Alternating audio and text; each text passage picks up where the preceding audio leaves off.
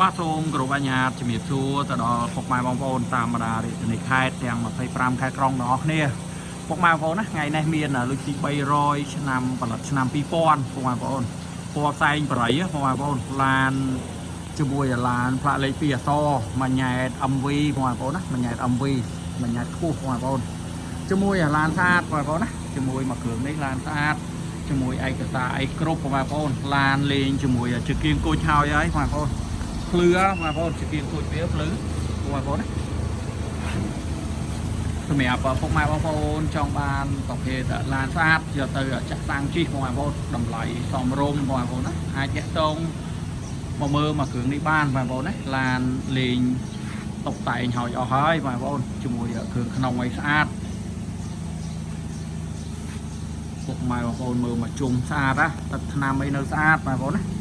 ហើយក្នុងអីក៏នៅស្អាតដែរបងប្អូនក្នុងអីស្អាតនេះខាងក្នុងបងប្អូនក្នុងអីតុបតែងហើយអស់ហើយបងប្អូនណាក្នុងលេងជាមួយដេពុកហើយស្អាតហើយបងប្អូនកម្រាល VIP អីលេងហើយអស់បងប្អូនណា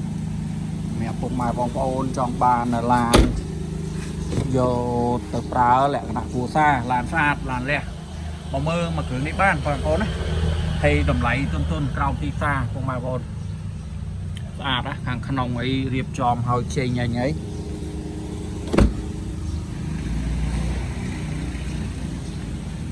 នេះបងប្អូនមើលមកជុំឡានnữaឡានចេញញ៉ាញ់បងប្អូន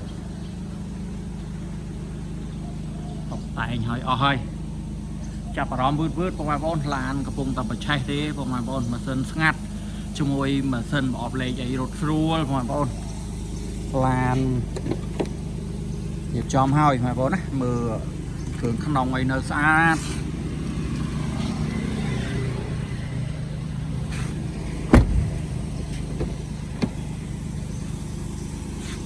ជាមួយឡានលះគ្រឿងក្នុងពុកម៉ែបងប្អូនតាណាក៏នៅស្អាតដែរគ្រឿងក្នុងបងប្អូនណា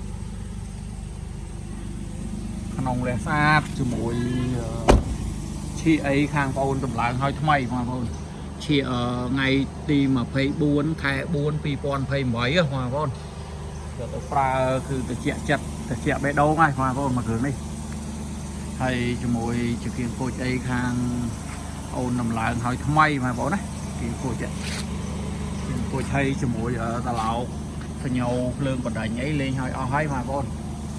យកទៅចាក់សាំងជីសម្រាប់ពុកម៉ែបងប្អូនចង់បានឡានស្អាតយកទៅប្រើប្រាស់បងប្អូនជាមួយម៉ាស៊ីនទៅនៅប្រឆេះឡើយទេបងប្អូនម៉ាស៊ីននៅប្រឆេះទេបងប្អូនណាជាមួយស្ងាត់ម៉ាស៊ីនអត់មានហុយអត់មានហើយបងប្អូនណាជាមួយម៉ាស៊ីនប្រអប់លេខរត់ស្រួល